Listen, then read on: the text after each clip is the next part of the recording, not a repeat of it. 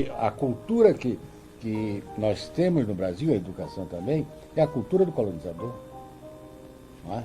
Quer dizer, desde a língua até as estruturas de acesso aos meios de cultura, a trajetória ainda não é muito diferente da trajetória da época do Brasil colonial. Não é verdade? Antigamente você ia para Coimbra, que eram os filhos dos senhores de escravos, iam para Coimbra para aprender o português e depois chegarem falando castiçamente, e todo aquele cidadão, aquele elemento do povo que não falasse com os pronomes colocados no devido lugar, eram considerados analfabetos. A sua linguagem era chula, etc, etc, etc. Então, com isso, se excluiu da cultura, né, a grande massa do povo brasileiro. E a elite ficou, através do monopólio da cultura, monopolizando também o saber. Então, na educação, você vai encontrar a mesma coisa. Em 1958, se eu não me lembro, não estou enganado, você vai encontrar uma lei na província de Sergipe que exclui das escolas os contaminados por doenças contagiosas e os negros, que está lá com todas as letras. Entendeu? Quer sejam escravos, quer sejam livres. Então você vê como a cultura é, de fato, uma dos polos de dominação, como se controla no Brasil o saber. O saber, até hoje, quando nós nos referimos ao problema de como se transmite o conhecimento para a população, de modo geral, você vai ver o problema das escolas no Brasil é um problema de privilégio. Não é? Quer dizer, a escola pública no Brasil é uma brincadeira em relação à necessidade de educação da população pobre, carente, da população que forma praticamente o grande contingente da população brasileira. Então, e o que esse grande contingente é? São não brancos. Porque o processo seletivo se realizou historicamente de tal maneira que você vai encontrar, desde o início, né, a seleção, quer dizer, tropas de brancos, de pardos e de negros. Tropas. Né? Você vai encontrar na própria seleção do sacerdócio no Brasil, você vai ter irmandades negras e irmandades brancas. São Paulo tem a Irmandade dos Negros do Rosário, né? Tem a Irmandade dos Pardos, que funciona no Carmo, e tem a Irmandade dos Homens Brancos também. Então, quer dizer, você vê como eles selecionaram de tal maneira que hierarquizaram etnicamente a sociedade brasileira. Então nós dizemos assim, a miscigenação democratizou. Não democratizou. A miscigenação hierarquizou etnicamente. Por quê?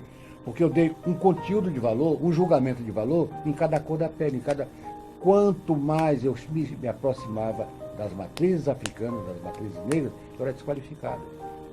E quanto mais eu me aproximava da matriz branca, que era o ideal tipo, né, eu era qualificado. Daí o quê? Que depois nós poderíamos conversar sobre isso, houve uma tentativa de fuga da população negra das suas raízes. Então ninguém queria ser negro no Brasil. Aí se inventou mulato, se inventou moreno escuro, moreno jango, moreno não sei o quê.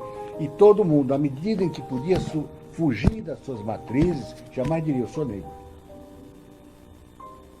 No último recenseamento, foram 130 e poucas formas da população não branca se autoqualificar. Até eu sou de cor de burro quando foge.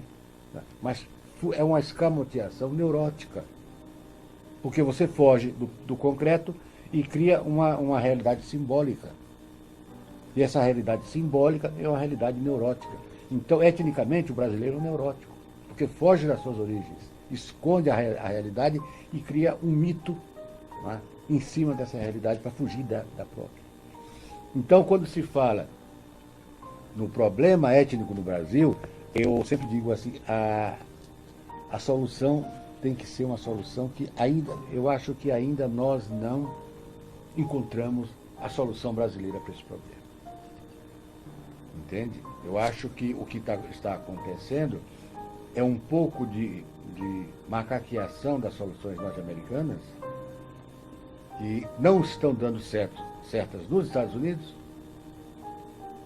e nós já começamos a imitar aqui. Por exemplo, o problema das cotas. Nos Estados Unidos, esse problema das cotas vem sendo discutido desde 1960 e poucos, não é verdade? Bom, agora, se discute para resolver o problema de uma minoria, que é a minoria étnica negra dos Estados Unidos. Por quê? Nos Estados Unidos não tem esse gradiente étnico do Brasil. Ou você é negro, ou você é branco. Então, a solução vai ser encontrada dentro dessa realidade. Verdade? Agora, no Brasil, são praticamente 50% de não brancos, de afrodescendentes. O Brasil é um país pobre. E, além do pobre, é um país em que praticamente toda a renda nacional está ou no Estado ou na mão de poucas famílias, né? de poucos agentes econômicos. Então, quando você levanta esse problema, você vai dizer assim, bom, 47, 46% da população brasileira é não branca, então mas ela não se considerava, pelo menos até agora, negra. Ela se diluía num gradiente étnico. Eu sou morena clara, você vê às vezes em filmes americanos atrizes negras que no Brasil seriam consideradas brancas, morenas, tá entendendo? Então, aí, como o português conseguiu isto, porque como era uma nação pequena, não poderia dominar um subcontinente através da segregação como nos Estados Unidos, né? Ele criou isso. Então se diz que o português foi um colonizador benigno, por isso que foi não. Foi uma estratégia de dominação, mais nada. Tá? Então eu acho que quando nós vamos discutir agora esse problema, vamos ver assim, vamos dizer, o problema das cotas que foi aprovado agora, nas universidades. Quem vai se apresentar como negro nas universidades? Quem antes dizia que não era. Por quê? Porque o mais branqueado dizia. Por exemplo, nos Estados Unidos não tem mulato. Aqui, o cara você dissesse, você é negro? Não, não sou negro, eu sou mulato. O mulato, para eles, já é um status étnico que o separa da comunidade negra, na verdade, da grande massa negra que você vê que está praticamente sendo dizimada no Brasil. Não é? Então, aí, vamos ver, possivelmente, haja esta proposta assim, de cotas, haja também, por outro lado, não sei até quando isso vai acontecer, ou possa acontecer, uma autoafirmação de quem antes não se julgava negro. Há também essa possibilidade de uma autodeterminação de reconhecimento das suas origens e haja um florescimento da consciência étnica no Brasil. É possível também isso. A gente tem que abrir as diversas perspectivas. Agora, por outro lado, tem o problema do Estado. Não é? Nós vamos ver que o Estado do Brasil, o Estado no Brasil é um Estado que praticamente, desde que ele foi criado com a independência, ele só defende os privilégios. Né? Desde os primeiros sesmeiros da colônia até as oligarquias latifundiárias de hoje, que ainda dominam praticamente o sistema político brasileiro. Então, até que ponto o Estado brasileiro vai ter conteúdo, né, para administrar essa virada democrática que vai se dar, do ponto de vista étnico, com isenção. Né? Até que ponto esses mecanismos de democratização não vão ser barrados por uma série de mecanismos de contenção. Né? São coisas, são perguntas que eu faço a mim e transmito essas perguntas, porque são dúvidas.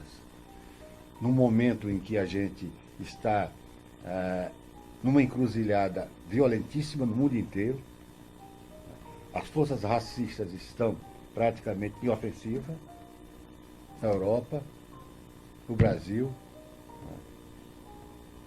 Vamos ver então até que ponto essas medidas que são transformadas em medidas burocráticas podem se efetivar dentro dessa estrutura reacionária, dessa estrutura de dominação semicolonial que o Estado brasileiro representa. A função de comentar rasante, brilho constante, meus erros mais distantes, de roupa elegante. Eu vou pra rua, a vida é um instante. Eu vou pra rua, a vida é um instante. Comentar rasante, brilho constante, meus erros mais distantes, de roupa elegante. Eu vou pra rua, a vida é um instante. Eu vou pra rua, a vida é um instante.